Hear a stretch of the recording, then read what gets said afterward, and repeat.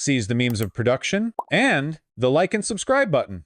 Why Trump voters don't regret their vote. So we're literally doing dividing the working class thing, but in the opposite direction. We will never escape some. Bro, you're doing the dead ending thing that I'm talking about. The working class voted for fascism. You're not dividing the working class by pointing out the objective fact that rural America sucks. You're just pointing out the fact that rural America sucks. When you criticize men, you're not dividing the working class. Are you like a class reductionist? Like, are you one of those people who thinks that like all cultural issues should be set to the side so you can exclusively talk about economic issues? An approach which works on literally no one? Oh God, speak of a group of people who have been trounced by recent history, right? The class reductionists, the people who are like, listen guys, okay, you need to set aside all that woke shit and just focus on economic appeal or fascism's gonna win. And then it turns out literally nobody votes based on anything even remotely approximating their economic best interest. Except for the wealthy, of course. over 100 days into Donald Trump's presidency, and no matter what you think of the man, one thing is undeniable. He came out of the gates fast. President Trump wasting no time. It's been a historic 100 days. Defined by its breakneck pace. To his critics, it can feel like a car crash that never ends. Weren't economic reasons the driving force of why Gen Z voted for Trump? Yeah, like I said, economic issues didn't have any role in it. What the f was Trump doing for their economic outcomes? This is exactly what I mean. Reality has nothing to do with it. Broad working class appeal has essentially nothing to do with like what you're actually offering the working class. In reality, the best way to win over the working class is with like TikTok memes and AI generated thumbnails where you talk about how the New York City subway migrant crisis situation is crazy. And then you talk about an NBC article from 5 months ago. To his biggest supporters, the pace of change can feel like a thrill. He signed so many bills. My gosh. So, here, let's just to reaffirm my biases, we're gonna watch some rural Americans, okay? As the dust settles, with 100 days down, I wanted to know, how are Trump voters feeling about the direction that the country's headed? Okay, wow, give me a minute. And how do they feel about the man behind the wheel? So I came to a dirt track outside of Parkersburg, West Virginia to find out. You just have to project strength to the rural class. They are Mongol raiders looking for a new Khan. I unironically think that's a better analysis than like you just need to reach these people with working class policies. Like genuinely, yeah. They are stupid cattle that needs to be dragged by the chain by the mandate of a strong ruler, okay? We're in a rough situation in this country, okay? Have you talked to a Republican recently about their not like about the weather, but I mean about their politics? It's pretty bad out there. Also, like half of people can't read, I guess.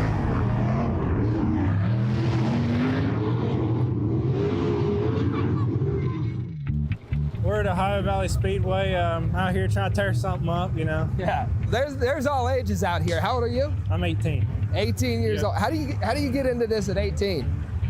Poor decisions. Are you having fun at the dirt track? Yeah, you want to say yeah? Yeah. Yay. Just give us a sense of your personal politics. I assume a supporter of the president? I'm a real supporter of the president. 2024 voted for Trump? Yes. I'm a supporter of this president, yes, but I'm a supporter of whoever can make my life better and make the country better. Democrat, Republican. Oh, I bet. Yeah, I bet your political beliefs are really motivated by a kind of principled self-interest. Doesn't matter. First 100 days, how do we feel about it? I want to know when the man sleeps. Yeah. Donald Trump, honest to goodness, when's he sleep? In his first 100 days in office, Trump has broken a lot of records.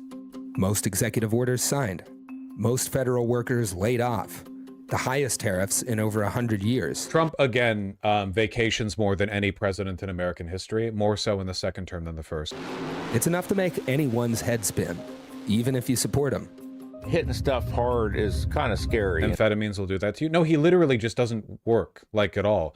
They bring him around to his meetings and dinners and stuff, and when he signs the executive orders, he doesn't even know what they are. Like, they literally hand him, and he's like, what is this one? They're like, oh, this is what this does. And then he signs them. Like, he's literally just being, like, paraded around. He probably gets better sleep than we do. But it needs to be done. when's it going to be done? If you're going to drag your feet, or you're going to hit the nail on the head right there, you know? I don't know that. How is this different than watching content featuring the hood and calling people their trash for their political opinions when the reason's obvious why they are like that? Bring me videos of black people. I'll do it for the sake of moral consistency. Bring me videos of black people. Now, the reason is because the hood doesn't produce the destruction of America, like in the form of fascist governance. Like, that's literally it. Listen, if the hood, can I say MFs, start like voting en masse Republican, then we'll have that conversation. But right now, areas like this, we know their disposition politically. If you want to argue, like, why don't you criticize the hood for like dispositions towards negative socioeconomic tendencies, right? With regard to like crime or outcome, I have. So I mean, like, you can, but if you want to do this thing where it's like, well, you can't blame them because socioeconomics is why they are the way they are, but that's the case for everything, right? Like, that's the case for literally everything. What I'm talking about is we need to be more openly contemptuous of social signifiers that are heavily aligned with negative outcomes, okay? I mean, if you want to get right down to it, you know, not every Trump supporter is racist, but that's not going to stop me from saying like, well, that's some racist shit, you know? You want to do this like, well, okay, but not every rural person's bad. We know, everyone knows that. Nobody's arguing otherwise. I just don't understand this sensitivity. If I was, listen, I could sit up here, right here, I could be talking about, well, like, listen, okay, we need to talk about men because Gen Z men have lost their minds. And if there were people in chat going like, dude, not literally every Gen Z male is bad. Also, aren't you separating the proletariat? Because a lot of the Gen Z males are of the proletariat. And also, you are, the messaging is bad. And you're dividing people. And you would get mocked for that. I just don't understand the sensitivity along this axis in particular. We have spent so long coddling rural America. Most of rural America is dead or dying, highway off-ramp rest stop towns, but we have to pretend like it's the heartland. I'm not pretending. You know? Jesus. We coddle rural America more than we do men or white people. Even like Democratic politicians will talk about like, well, we have an issue with white people, we have an issue with men. No one's saying we have an issue with rural America. No one will touch that one. It's just, it's lighthearted. It's not that serious. Everyone's freaking out. But I can say that there's a lot that I want to say good job for the first 100 days. I think we have to give him more time. Give him some time to take care of everything that's messed up. That's why people see him as the enemy right now. He's moving real fast like the cars at the track here. You feel like he's headed in the right direction, or is he turning right? I don't know. I think he gets up on that wall and drags it a little bit here and there, but so far he ain't wrecked out. Like a lot of people, I did vote. I felt like where we's at today and today's world was also, wow, you're criticizing rural white people? Well, why don't you criticize black people in the hood? Where the f is your mind at, man? Look, you know I roll with it, okay? I'm just saying, like, what's the, like, this is what I mean about the defensiveness too. Like, oh, okay. Well, how about you criticize black people? That, like, what fucking, do I have to right now? Can it wait till later? Gotta tell you, that's the group that gets no criticism. Black people in the hood, you know, getting coddled. Politics, we needed a change. Yeah. Politicians have been in there for years, and it's not working. We need a complete revamp, and I know people don't like to see it. They don't like to hear it. You know, it's time we stop sitting back and being the underdog here. We should be a top dog in a lot of things, and we've let it go. Yeah. So we need to bring it back, and I pray to God that's what he's doing. West Virginia is known for its extractive industries like coal, but Parkersburg is a hub for manufacturing, or at least it used to be.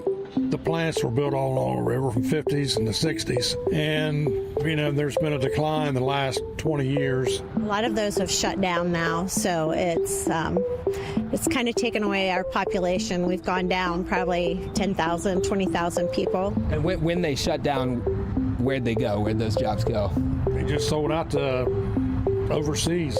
For years, Trump promised that he would bring manufacturing jobs back to America. And he back lied. To the heyday when towns like Parkersburg were thriving. And so far, he's leaned hard on one policy tool in particular. Get into those tariffs, maybe. Does that ever affect you, and what do you think about that? He needs to max it out on all of them. Yeah. Buy American. I cannot overstate to you how much I don't care whether this guy doesn't like me for being mean to rural America. You don't have to worry about them tariffs. The tariffs scared me. Yeah. When he cuts back on the tariffs, I want to pat him on the back and say, good job. I would say probably 85% going well, the rest not, because my stocks are down a little bit, but you don't look at your stocks every day. It's long term. You just have to ride it out. That's what everybody else is doing.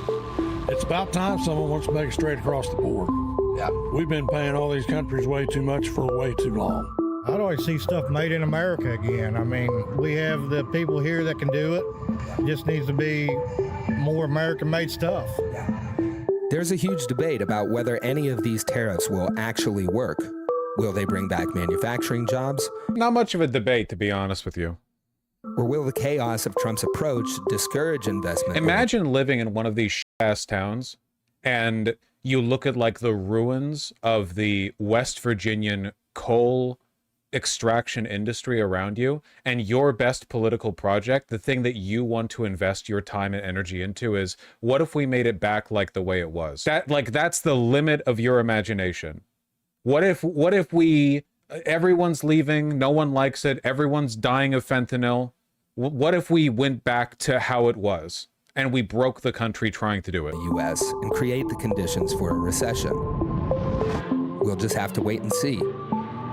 In the meantime, there are a whole lot of jobs that have been eliminated in the last 100 days, and that was by choice. The Trump administration continues to hollow out the federal workforce. The brand new Department of Government Efficiency. Go. But dude, what other messaging are they hearing? It's either go back to their glory days or keep rotting. We have to like give them some agency, man. Like seriously? These are the most gullible people in the world. Like, yeah, obviously everything's socioeconomics, but like, no, I'm sorry. There's the coddling. Would you do this with a Nazi? Because Nazis were also like this because of this, right? Like the average Nazi doesn't like wake up and go, well, logically, I could be a normal person or I could be a Nazi. I guess I'll be a Nazi. They're like subsumed with propaganda. I don't understand why we coddle like this. You know, he's going in and cutting this and cutting that. You know, he's getting rid of some of the garbage that we don't need. Yep. The way I look at it. $8 million for making mice transgender. Making rats transgender and stuff like that. Why? When we have 150-year-old... Again, like they're cattle. Like, genuinely. Like, they just hear a thing. No critical engagement, no thought. They listen to the world's most obvious con man, the most transparently dishonest person ever, and they just gobble it up and they don't think about it. They could Google anything. They have access to limitless information at their fingertips. Library, the internet, they could do any of it. In an instant, they could fact check anything. They don't believe in anything.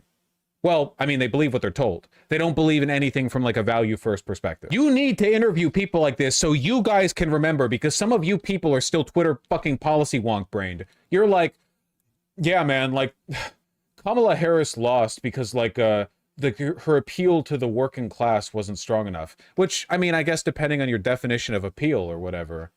You know, rhetoric maybe, but it's not policy, I'll tell you that much. We are so past that point in history. Still drawing Social Security. So how many were truly there that were over that age? Who knows? Yeah, but it doesn't even necessarily mean that all these people are receiving checks. Right. They're just listed on the files. Right. And it doesn't mean money's going out to them. With all the cuts that Doge has made, it can be hard for anyone to keep track, to tell the difference between fact and fiction. Most of the time, I don't know what to believe. What do you believe? This or that, this one or this one, or, you know, until I actually see something happening. Yeah. Then that's when you believe what's going on. So. Yeah. It turns out, Doge made a pit stop in Parkersburg back in February when they laid off over 100 people at the Bureau of Fiscal Services. Great. One of the largest employers in town. With President Trump and the DOGE closing down a lot, we've got a lot of people losing their job at Bureau of Public Debt, so that hurts. Do you know any of the people personally that were laid off at the Bureau? I do, yes, I do. I go to church with a lot of them. We've been praying for them. Yeah, it's going to be a huge impact. I have a lot of friends that have worked there and friends that have gotten laid off. Not only does it affect them, it affects us, because if they don't have a paycheck, then they can't come to us to afford to get their hair done. So yeah, it affects everything. Yeah. It's a roller coaster of emotions. Was so excited to get the opportunity to work here. This is like a dream job for this area. By the way, somebody earlier said, do you really think these people have access to a library? Look at the building back there. I'm just saying, I think, again, it's kind of like a noble savage thing or whatever, but there are areas of rural America that have had a shocking amount of wealth historically or contemporarily put into them. Just sometimes the way people talk, it's like, well, of course they couldn't have gotten the correct info on this. They don't have internet, you know? The only TV they have, it's like they have to like tune the antennas themselves. They have to point it in the direction of the local, you know, TV tower or whatever. Yeah. Lindsay worked in accounting at the Bureau. On February 20th, she received an email informing her that she'd been laid off.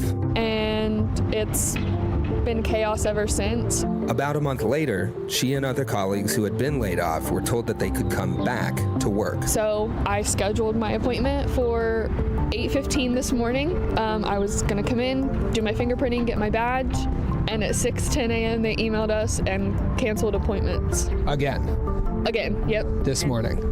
Yep. We're gonna have to come up with a plan and figure out how we're gonna get our bills paid. There are towns in Illinois with less than 500 people that have small libraries. Yep, and the dipshits who live there would vote for a president who pledged to close every single one of them down. Even if they love that library, Trump could go up there and say, these tiny libraries, nobody uses them, they're a waste, homeless people, they attack them, it's not good, billions of dollars wasted, we're going to close them down. And even if they love that little library, they would vote for a person to shut it down, and they would defend it too. The next month, until we hear something else about what's going to happen here.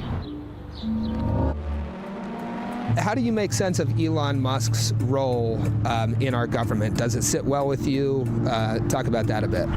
I question it. What interest does he really have? I've heard he's getting paid buku bucks, but then I've also heard he's not getting paid anything. So, you know, fake news. What is the truth? I don't really know. Do you like Elon Musk 1 to 10? Do you feel like he's in your corner? I'd say 5. I think he is to a degree, but everybody has an ulterior motive. I hate to say that. So. This is why Elon got dropped, by the way. He just did not have the popularity he needed to. I give him 50-50. Yeah. Sometimes he is, sometimes he's not. I feel like that's my opinion. I want to believe that he's there because he truly has something that he is trying to accomplish for the United States. Do you think they're just like that, or a period of propaganda made them like that? Why would you ever think that I'm suggesting that because you're born in a zip code that's rural, that means you're biologically predetermined to be a retard? No, of course not. It's propaganda. But like at the face of things, like there was a decision made in America that because we are largely a country of immigrants and immigrants tend to pool in cities, if you are going to win over voters based on their racism, you have to appeal predominantly to rural voters. And that has been the case for a long time. That has been the case before the party switch in the 1960s, you know, Southern Blue Dog Democrat type shit. The idea, not that kind of type shit. The idea that if you are going to win on xenophobia, you will appeal to rural areas is true not just in America either. It's an almost universal thing. Guys, I'm sorry, okay? There's a reason that cities blew up after the Industrial Revolution. This is the way of the future. Rural is the way of the past. It just is. City living is more efficient. It is more, what's the way a 19th century eugenicist would put it? You know, city living is more conducive to the mind of a modern gentleman. Okay, there we go. And then I'd have like a little pencil drawing of a person with like a perfectly shaped brow. It's a civilized way of living. So it's too far gone then? No, I think that we need to do like some serious cultural reform. Kowalski, the fact that listen, okay, if the best argument you have in defense of rural areas, the fact that you're breeding stock who get dissatisfied with your counties and move to ours, that's not a good defense for rural areas, okay? If your argument is that your poor breed more and then their children leave in disgust for jobs and opportunities in cities, you're not defending rural America, okay? Like that just makes you subservient to the cities even further, okay? There's no reason to defend rural America, all right? Not in this capacity, at least. We need like a reconstruction effort, basically. I don't really know how else you're going to get around this. It's like the culture of these areas is it's so cooked. Should we forcibly bring rural areas into progressive mindsets by bringing city culture and social wellness to them? Yeah, I'm in favor of colonizing. Yeah, yeah. We should colonize rural America. Why not? There is some truth to that in the sense that like a lot of how we've designed rural and also suburban America is just economically unworkable. Like there are a lot of parts of America that just do not work with the modern economy. And that's not even the fault of the modern economy. They were poorly designed to begin with, you know? Areas that are dead and dying because they have just been constructed to be dead or to die. So that's an issue to begin with, right?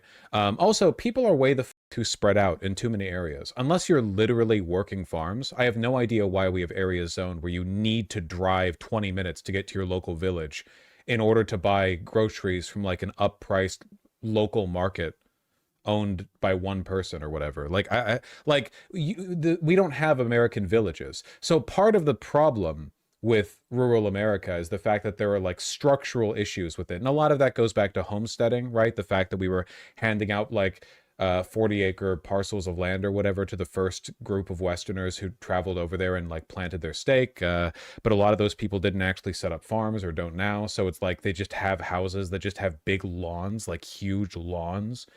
You know, stuff like that. Yeah, part of it's educational investment. Part of it's the fact that for some reason we allow conservative talk radio to exist, you know, got to fix that. Stuff like that, you know. I think that like rural America should probably look a lot more like the way that it does in Europe, rural areas where you have like villages of a few thousand people and you have like farmland stretching out from there, you know. But the model of like American rural expanse where everything is so like disconnected, and why would these people even believe in society? They don't really like participate in it. They're subsidized by it, but like I don't, you know what I mean? Can you specify what you mean by cultural reforms? Everyone has a shock collar that zaps you if you misgender. College students visiting your town. States. But then I see what he's doing right down here at the Bureau of Public Debt, and I get concerned. So you want to gather a large group of people, take their land, force them to move to your ideal kind of location?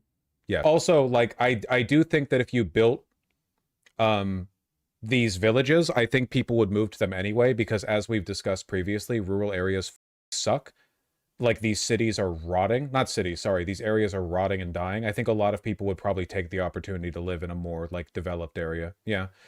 Not like cities necessarily, but like, yeah, like a little village. I think that'd be cute. When is Vaush gonna grow beans in his house since he wants fields gone? I love the delusional belief that, like, rural America is keeping the farms working when they're not. I don't know where, like, do you think that like the 60 or 70 million Americans who live in rural America are all farmers? Do you think that? Have you like driven through these areas? Where does our food come from? It just like pops out of the ground or something type shit.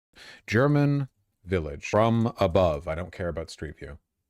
Yeah, stuff like this is mostly what I'm thinking of. I think this is a much more sustainable, and I don't mean that in a gay environmental way. I mean this in like a human habitability kind of way. A much more sustainable way to live in a rural area.